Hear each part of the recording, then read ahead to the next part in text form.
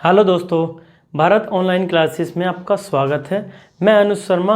आज हम मापन ही पढ़ेंगे और मापन में जो बचा हुआ पार्ट है वो है कुछ द्रव्यमान और समय के जो 10 की घात के मात्रक हैं, 10 की घात के रूप में जो व्यक्त किए जाते हैं वे मात्रक पढ़ेंगे। उसके बाद हम पढ़ेंगे मापक यंत्र, मेजरिंग टूल्स। बहुत सारे मेजरिंग टूल्स हमने एग्ज़ाम में आए हुए हैं, उनको इकट्ठा किया हुआ है और कुछ क्वेश्चंस जो एग्ज़ाम में पूछे गए हैं वो भी हम लेके आए हैं आज। ठीक है, तो आइए आज पढ़ेंगे हम समय के मात्रक, प्रीफिक्स वाले जो हैं,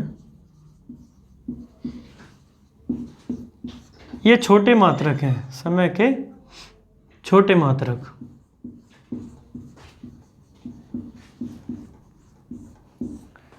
समय के छोटे मात्रक में हम देखते हैं 1 मिली सेकेंड,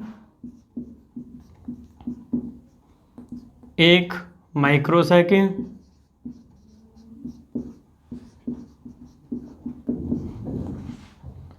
1 नैनो सेकेंड और 1 नैनो के बाद पीको।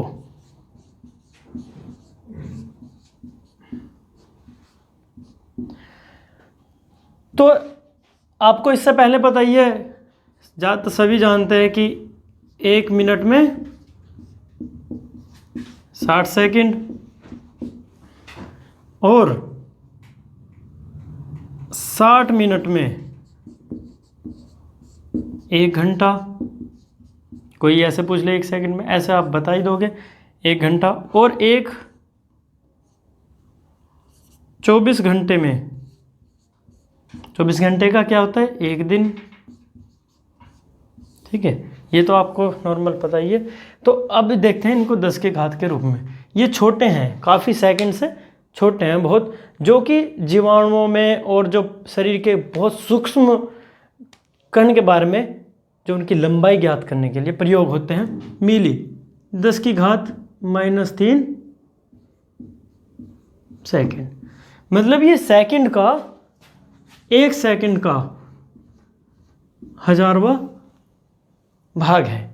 ठीक है, इसके बाद माइक्रो सेकंड 10 की घात -6 सेकंड। और आपको सीक्वेंस मैंने बताया था 3 का अंतर है इनमें, घात में माइनस में, क्योंकि छोटी इकाई हैं। और मिली, माइक्रो, माइक्रो से छोटा नैनो, नैनो से छोटा पीको। तो ऐसे ही 10 की घात -9 सेकंड, 10 की घात -12 सेकंड। तो ये तो आपके छोटे हो गए। इसमें आपका बड़ा ये हो गया, दिन हो गया, फिर जो है 24 मिनट हो गया, घंटे हो गए, ये थोड़े बड़े हैं। इसके बाद इसमें बड़े कुछ हैं, जैसे एक चंद्रमास है। चंद्रमास का भी आपको पता होगा, जैसे कि लगभग 28 दिन का होता है, 7 सप्ताह और 4 सप्ताह, सॉरी 28 दिन। ऐसे ही सौर मास हो गया और लीप वर्ष या एक वर्ष 365 दिन, उस तरीके से बड़े वाले हैं। और ये इसके बाद हम देखते हैं समय के, ये हो गए द्रव्यमान के। द्रव्यमान में हम देखते हैं बड़े प्रीफिक्स मात्रक। द्रव्यमान, मास,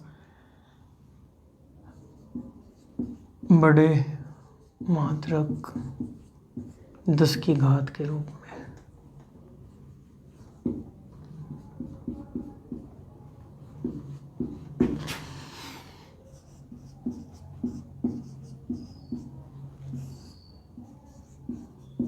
पूर्वा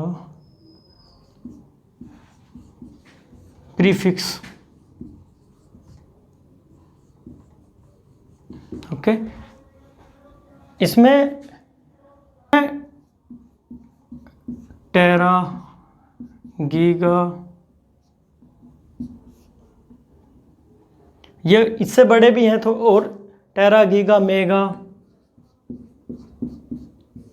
ठीक है, मेगा ये सब ग्राम है, टेराग्राम, गीगाग्राम। इसके बाद मिलियग्राम, तो मिलियग्राम, इसमें ये सारे जो हैं बड़े मात्रक हैं 10 के। तो ये हैं द्रव्यमान के 10 की घात 9, 10 की घात 6, 10 की घात 3 और ये 10 की घात। तो ये यहाँ पे हमें यूनिट याद रख रही हैं।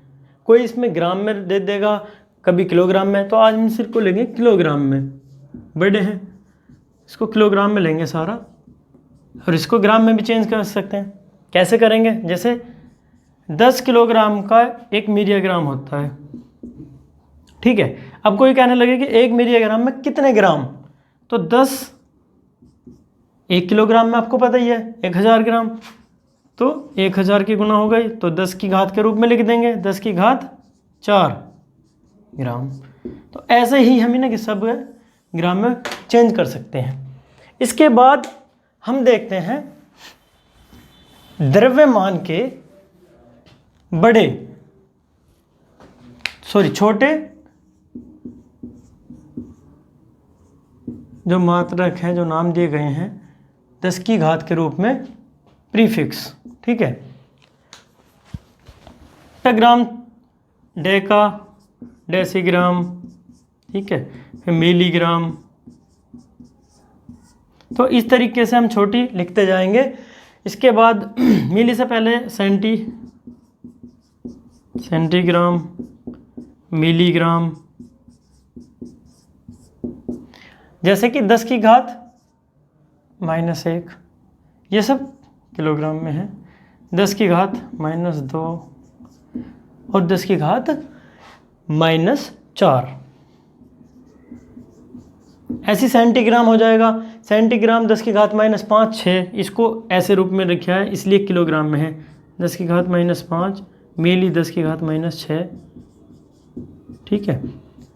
तो इनको इस रूप में लिखेंगे मिली। इसके बाद शुरू हो जाते हैं जो हमें काफ़ी इंपॉर्टेंट रहते हैं, काफ़ी बार पूछे जाते हैं। जैसे फिर मिली के बाद आता है माइक्रो, नैनो, पीको। माइक्रो,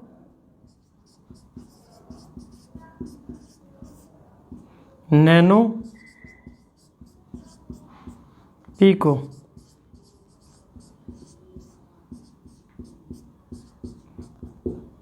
इनकी यूनिट याद रखना ज़रूर, क्योंकि इस बार ये किलोग्राम में है। क्यों है? क्योंकि आसानी से याद हो जाएंगी। 1 2 3, सॉरी 3 नहीं है, 1 2 4 5 6।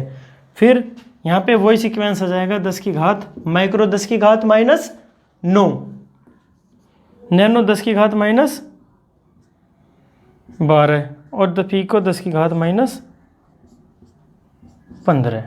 तो इस तरीके से ये सब केजी में है, ठीक है। ये किलोग्राम का 1 हेक्टोग्राम मतलब किलोग्राम का कौन सा हिस्सा है? 10वां हिस्सा, क्योंकि जब ये ऊपर जाएगा तो माइनस में हो जाएगा। तो ऐसे ही हम इनको चेंज कर लेंगे, ठीक है। ऐसे ही डेका हो जाएगा। ये कौन सा है?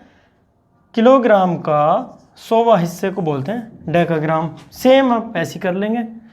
अच्छा, यदि इसमें कहे कि ग्राम में क्या होगा, यदि कहे कि ग्राम में क्या होगा, तो हमें पता है ग्राम में बदलने के लिए क्या करेंगे। 10 की घात जैसे -6 है, मिलीग्राम है या माइक्रोग्राम है, 10 की घात -9 है और ग्राम में बदलना है, तो सीधा सा बात, हम 1 किलोग्राम बराबर 1000 ग्राम। 1000 ग्राम, तो 1000 ग्राम में इसको बदल देंगे हम। तो आप देखते हैं इसको ग्राम में बदलने के लिए हो गया। अब 10 की घात -9 गुना 10 की घात, ये हो गया 3। तो ये घात जो है गुना में क्या हो जाती है, जैसा चिन्ह है उस तरीके से। तो -9 और +3 -6 ग्राम, तो ये कन्वर्ट हो गया। ऐसे ही हम सबको कन्वर्ट करेंगे तो इसमें 3 जो है माइनस हो जाएंगे ग्राम में बदलने के लिए, ठीक है। ये सिंपल तरीका है। इसके बाद समझ में आ गया होगा ये भी। इसके बाद जो है ये मात्रक हो गए। अब जो हमने लास्ट क्लास में पढ़े थे इंस्ट्रूमेंट जो थे, मापक इंस्ट्रूमेंट, मेजरिंग इंस्ट्रूमेंट, तो उसमें कुछ विविध जो एग्ज़ाम में आए हुए हैं उनके बारे में हम बात करेंगे। तो कुछ यंत्र साथ के साथ कुछ जो आगे लेसन हैं उनमें आएंगे तो वो जब भी बताए जाएंगे, इसलिए यहाँ पे हम जो विविध या हमारे जो बचे हुए हैं कुछ प्रचलित हैं वे वाले हम मेजरिंग जो इकाई हैं वो पढ़ेंगे और उसके बाद मेजरिंग इंस्ट्रूमेंट। ठीक है,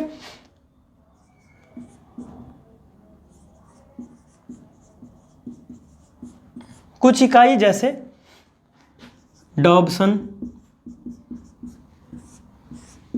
डॉब्सन है, थर्म है, इसके बाद जूल, क्यूसेक मैंने बता दिया है शायद, क्यूसेक, और आपको ये तो इंस्ट्रूमेंट में आ जाएगा, इंस्ट्रूमेंट में है ये कुछ हमारे पास इकाइयाँ हैं। इस इकाई में क्या है, डॉब्सन है, ये एग्ज़ाम में काफ़ी आए हुए हैं, ये एग्ज़ाम के उठाए हुए हैं, तो इन्हें थोड़ा सा याद कीजिए और ये याद रह जाएंगे आपके आराम से। डॉब्सन में क्या नापते हैं, डॉब्सन में ओजोन परत की मोटाई नापते हैं। इसे ऐसा भी कह सकते हैं कि ये जो पर्यावरण में ऊर्ध्वाधर किसी गैस की मात्रा या ओजोन की मात्रा का पता लगाते हैं, ओजोन परत की। ठीक है, उसके बाद थर्म है,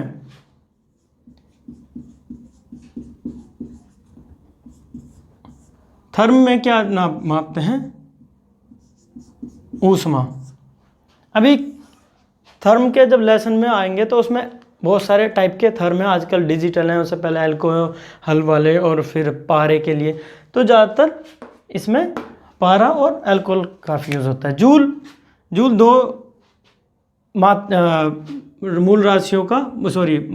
दो राशियों का, ऊर्जा का और कार्य की इकाई हैं। ठीक है, क्यूसेक ये है क्यूबिक पर सेकंड। इसमें क्या है, किसी भी नदी के प्रवाह को व्यक्त करता है, ये किसी भी नदी के प्रवाह को व्यक्त करता है, ये प्रवाह की इकाई है। ठीक है, बहने की इकाई है, जो द्रव्य बहने की। कूलाम जो है कूलाम जो है आवेश का है।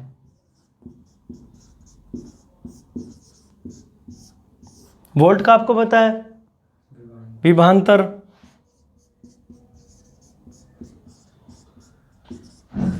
और ओम जो है विद्युत प्रतिरोध। जब विद्युत के लेसन में प्रतिरोध, विद्युत प्रतिरोध, ये सब वहाँ पे डिटेल में पढ़ा जाएंगे। अभी ये इसलिए क्योंकि ये विविध में हो और हमारे जो इस लेसन के क्वेश्चन में ये पूछे गए हैं। तो मैक, कुछ और बची हुई हैं अभी, जैसे मैक है, रिएक्टर स्केल है, हॉर्स पावर है, HP बोलते हैं इसे हम, शक्ति का है, और जो है आपका मेगावाट। तो मैक में क्या होता है, जब ध्वनि की चाल का पता लगाया जाता है इससे के द्वारा, क्योंकि ध्वनि की चाल बहुत ही तीव्र है, तो उसकी इकाई मापने के लिए बना दी गई मैक, क्योंकि मैक बहुत ही तीव्र चाल का पता लगाता है। एक मैक, अब यदि 1 मैक से अधिक है,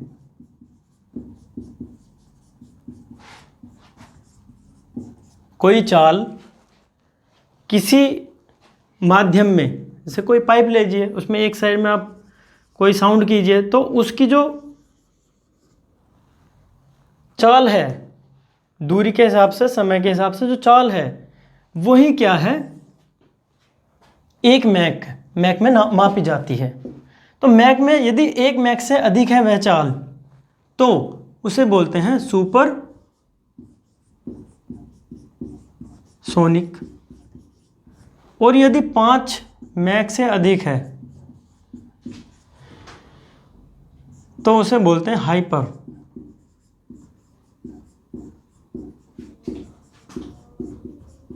ठीक है। रिएक्टर स्केल में क्या है? रिएक्टर स्केल में भूकंप की तरंगों की तीव्रता मापी जाती है। इसमें उसकी तीव्रता मापी जाती है जो भूकंप के तरंगों की है। और आपको पता होगा सिस्मोग्राफ में क्या मापते हैं? सिस्मोग्राफ में क्या पता लगता है? भूकंप का पता लगता है। उसमें तीव्रता का स्केल से पता लगता है। तो भूकंप की तीव्रता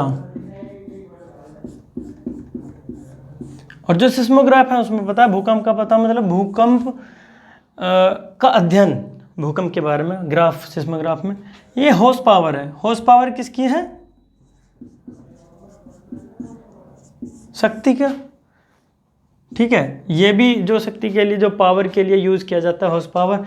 एक हॉर्स पावर किसके बराबर होती है? 740 वाट के।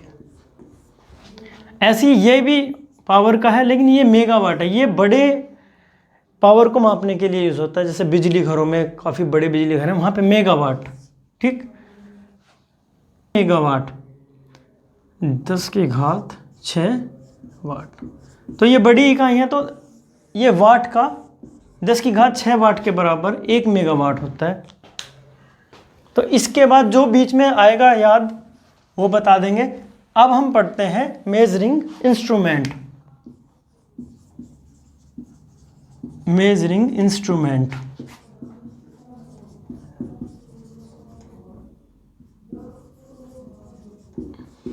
ओके। मापक यंत्र जिनके द्वारा जो भी भौतिक राशि मापी जाती है। तो इनको, तो ऑडियोमीटर में क्या हुआ है? जो भी ध्वनि की, इसमें ध्वनि की तीव्रता मापते हैं इसके द्वारा। ओडोमीटर, अब ओडोमीटर और इसके बाद ये स्पीडो और टैको, इनमें मैं क्लियर करूंगा थोड़ा सा। तो ओडोमीटर में क्या करते हैं हम? जो वाहन की जो दूरी है, जो वाहन द्वारा तय की गई दूरी। आजकल ये बाइकों में ओडोमीटर, टैको और स्पीडोमीटर, ये तीनों आजकल जो डिजिटल डिस्प्ले हैं उन बाइकों में आता है। तो इसमें तो खाली कितनी दूरी तय की अब तक, जो टोटल दूरी तय की है, कि जैसे 30,000 या 3,000 या जो भी है वो लिखाएगा। अल्टीमीटर में किसी भी ऊंचाई को मापने के लिए, ज़्यादातर ये जो होते हैं ना हवाई जहाज़ और जो ऊपर चलते हैं उनका, और धरती के बीच की जो ऊंचाई है उसको मापने के लिए होता है। ये ऊंचाई को, धरती से वहाँ की ऊंचाई को मापने के लिए।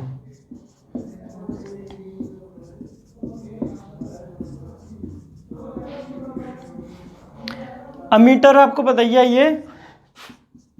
ये विद्युत धारा के लिए यूज होता है।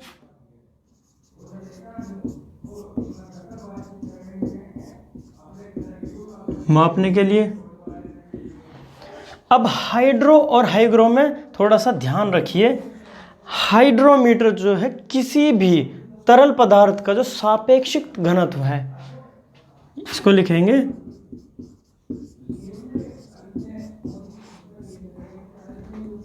घनत्व को मापने के लिए। ठीक है।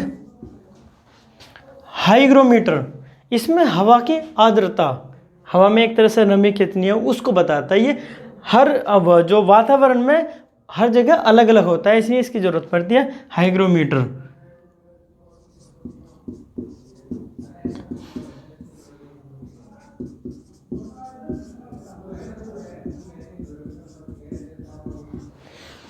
और टैकोमीटर, जैसा कि मैं बता रहा था ये बाइक में आता है आजकल। टैकोमीटर से हमें पता लगता है आरपीएम, रेवोल्यूशन पर मिनट, 1 मिनट में लगाए गए चक्कर। तो इसमें इंजन द्वारा जो 1 मिनट में, या फिर आप बोल सकते हो कि जो टायर द्वारा है, तो ये अलग अलग तरीके से माप सकते हैं टैकोमीटर। रेवोल्यूशन पर मिनट, 1 मिनट में चक्कर।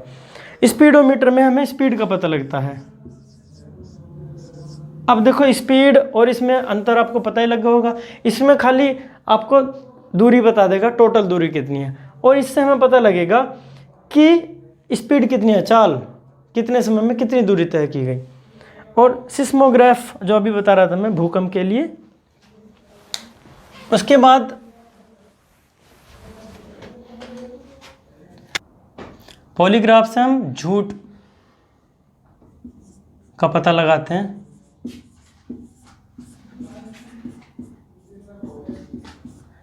एनीमोमीटर से हवा की गति, कितने किलोमीटर प्रति घंटा से हवा चल रही है। लैक्टोमीटर से, ये दूध के लिए यूज होता है, दूध की शुद्धता के लिए।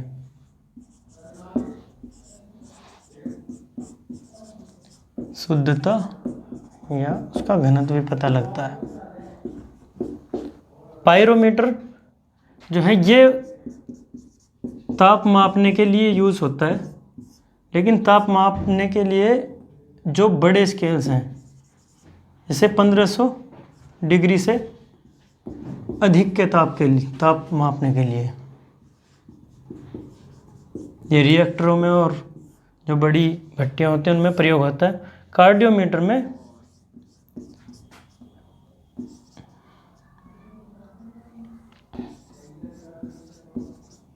हृदय की गति का पता लगाते हैं।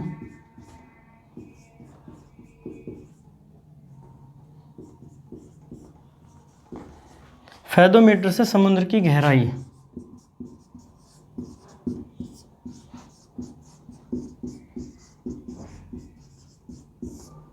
गहराई मापते हैं। कैरेट मीटर, यह आपने सुना ही होगा, कैरेट, ये सोने की शुद्धता, सोने की शुद्धता इसमें मापते हैं। 22 कैरेट है, 24 कैरेट है।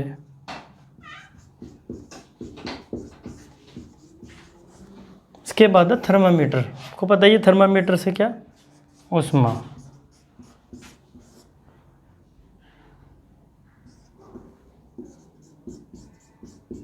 थर्मामीटर आपको पता है किस लिए यूज़ होता है, जब हम किसी के बुखार के लिए या कितना वो गर्म है उसके लिए थर्मामीटर का यूज़ करते हैं।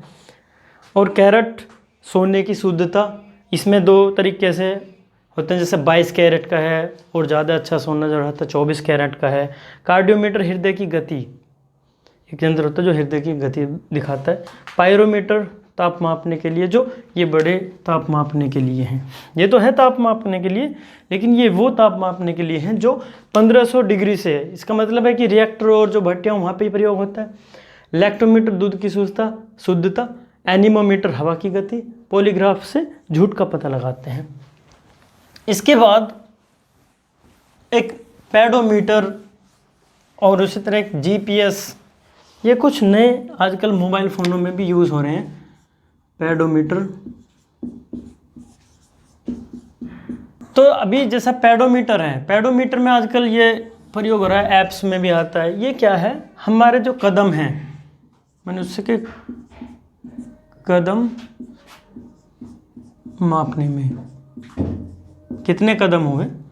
जीपीएस ग्लोबल पोजीशनिंग सिस्टम, इसमें क्या है, हमारी स्थिति बताता है। ये का जीपीएस अब तो सबको ही पता रहता है, इसका फ़ोन में काफ़ी यूज़ होता है जीपीएस, स्थिति बताने में एक्यूरेट। अलग अलग तरीके के होते हैं, बहुत एक्यूरेसी और जो नॉर्मल है। तो ग्लोबल पोजीशनिंग सिस्टम, ग्लोबल में कहीं भी कोई भी स्थिति बताने के लिए। इस स्फिग्मोमेनोमीटर, ये जो आपने देखा होगा बीपी, रक्तचाप, ब्लड प्रेशर मापने के लिए होता है। आपने देखा होगा आजकल ये डिजिटल आ रहे हैं, पहले वो मैनुअल होते थे, तो आजकल डिजिटल में भी आ रहे हैं। मैनोमीटर में क्या होता है, गैस दाब मापने के लिए। लक्स मीटर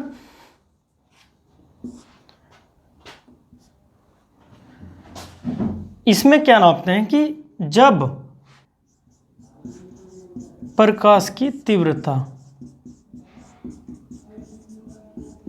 कि प्रकाश में कितनी तीव्रता है, कितनी तेजी से जा रहा है। ऑक्सेनोमीटर ये इम्पोर्टेंट है काफ़ी, क्योंकि ये पहले कम पूछा जाता है लेकिन अभी इसका हाईलाइट हो रहा नाम। ये ऑक्सेनोमीटर क्या है, जो पौधों की वृद्धि,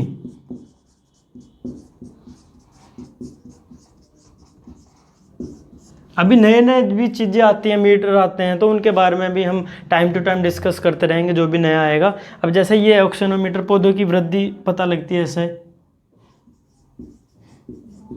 मापने के लिए। बैरोमीटर में यह तो काफ़ी प्रचलित भी है, इसमें वायुमंडलीय दाब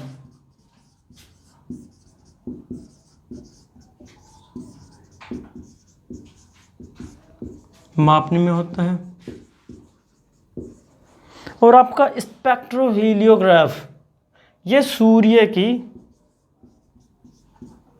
फोटोग्राफी के लिए,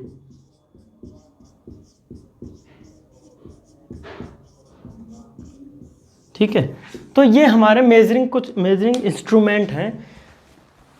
तो इसके बाद यदि कोई रहेगा तो हम बीच में बता देंगे, कोई नया आएगा या। और आज हम कुछ क्वेश्चंस करेंगे, क्योंकि क्वेश्चन जो रहेंगे इन्हीं पर आधारित रहेंगे जो हमने आज पढ़े हैं, ठीक है। तो देखते हैं ये क्वेश्चन है कुछ। तो निम्न में से कौन सी लंबाई 10⁻⁻11 मीटर के बराबर है। अब जैसे हमने ये तो काफ़ी पढ़ा हुआ, -6 तो माइक्रोन के बराबर है, -10 एंगस्ट्रोम के। तो अब ये है 10⁻11 है, ये एक्स-रे यूनिट की है, इसको याद रख लेना, ठीक है। प्रकाश के किस रंग का तरंग दैर्ध्य 5800 एंगस्ट्रोम है, मीटर में इसकी तरंग दैर्ध्य बताओ। अब हमें पता है 1 एंगस्ट्रोम बराबर 10⁻10 मीटर, तो मीटर में कर दो इसे। अब 5800 इंटू 10⁻10, तो इसे वैज्ञानिक पद्धति में लिखेंगे तो एक अंक के बाद पॉइंट लगा देंगे, और 10 की घात ऐसे ही माइनस हो जाएगी। 5.800 इंटू या 00 तो कोई फायदा नहीं होगा ना, 10⁻⁻7, तो ये इसका आंसर है। ऐसे ही ध्वनि की तीव्रता मापने वाला यंत्र, अभी मैंने यंत्र के क्वेश्चन तो बहुत सारे बन जाएंगे कि जितने भी यंत्र पढ़ाए हैं उनमें से काफ़ी यंत्र तो कई बार आ चुके हैं एग्ज़ाम में। कुछ मैंने नए यंत्र भी बताए, जैसे पेडोमीटर हो गया और आपका ऑक्सीनोमीटर जो है। तो ये जो है इसमें आप कंफ्यूज हो जाते हैं, कुछ बताए ऑडियो फ़ोन लगा देंगे, लेकिन ऑडियो फ़ोन से तो जाती है आवाज़। ये मापने वाला यंत्र है ऑडियो मीटर। ऐसे ही क्वेश्चन, महासागर में डूबी वस्तु का पता किस यंत्र से लगाते हैं, क्योंकि उसमें जो तरंगे होती हैं उससे पता लगाया जाता है। इसमें ऑप्शन भी कुछ भी ले सकते हो, लेकिन आपको अभी बताया था मैंने कि जो महासागर में डूबी रहती है, किससे बताया, महासागर में अभी तो बताया था मैंने, आप याद कर लेना। इसमें सोनार है, ठीक है।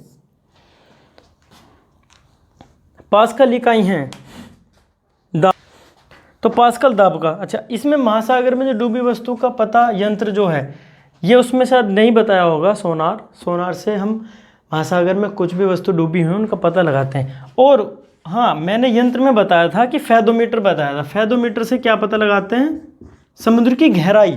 तो इसमें कंफ्यूज ना होना, ये क्वेश्चन दो ऐसे क्वेश्चन फेदोमीटर का भी कई बार आया है। तो हमें ये याद रखना है कि डूबी वस्तु का पता लगाना है तो सोनार, और समुद्र की गहराई उसमें फेदोमीटर। तो उसमें क्वेश्चन में ऐसे ही कंफ्यूज करेगा कि आपको लगेगा कि ये फेदोमीटर के बारे में तो नहीं बात कर रहा, वो ध्यान से पढ़ना होता है, ठीक।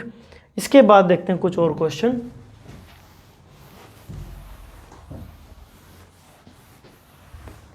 इनमें से यहाँ पे कुछ क्वेश्चन हैं, ये काफ़ी बार यूपीएससी और अपना इसमें CGL में काफ़ी बार पूछे गए हैं ये क्वेश्चन। तो 1 हॉर्स पावर में कितने वाट होते हैं? तो अभी मैंने बताया था, पढ़ाया था, ये वाला होता है 740 वाट। क्यूसेक में क्या मापते हैं? क्यूसेक में मैंने बताया था किसी भी द्रव्य का बहाव, नदी के बहाव को मापने के लिए होता है। तो इसमें हम देखो कंफ्यूज करने के लिए जल की मात्रा है, ये है, तो हमें पता है कि जल का बहाव, ये सही है। हाइड्रोजन परमाणु की त्रिज्या 5 × 10⁻11 मीटर है, इसे एंगस्ट्रॉम में व्यक्त करो। और ये इंपॉर्टेंट है यहाँ पे कि हाइड्रोजन परमाणु के व्यास की गणना करो। तो हम कैसे करेंगे इसको देखते हैं। 5 × 10⁻11 मीटर। तो हमें पता है एंगस्ट्रॉम क्या होता है। एक एंगस्ट्रॉम बराबर 10⁻10 मीटर। तो इसे इसी रूप में व्यक्त करेंगे। तो 5 × 10⁻⁻1 गुना 10⁻−10 मीटर एंगस्ट्रॉम। अभी तो ये एंगस्ट्रॉम में हो गया, चेंज हो गया, तो इसका रूप बन जाएगा 0.5। मैं इसको नीचे ले जाओगे, भाग करोगे, तो ऐसे इसको चेंज कर लेंगे मैथ्स के द्वारा। तो ये इसका एंगस्ट्रॉम चेंज हो गया एंगस्ट्रॉम में। हर्ट्ज का मापने की इकाई है, क्या मापने की इकाई है? हर्ट्ज। तो इसमें तरंगों की आवर्ती, तरंग दैर्ध्य, तरंगों की तीव्रता, तरंगों का स्पष्ट, तो इसमें हम दोनों में कन्फ्यूज होता है, आवर्ती में और तीव्रता में। तो इसमें क्या मापते हैं? तरंगों की तीव्रता मतलब फ्रीक्वेंसी, तरंगों की तीव्रता नहीं, इसमें तरंगों की आवर्ती मापी जाती है। आवर्ती मतलब तरंगों की फ्रीक्वेंसी। तो इसमें इन दोनों में कन्फ्यूजन करने वाले वर्ड हैं तीव्रता और आवर्ती। तो आवर्ती देखिए एक बार में वो कितनी बार आवर्त करता है। एक्सरे किरणों की तरंग दैर्ध्य को मापने के लिए कौन सा उपकरण प्रयोग होता है?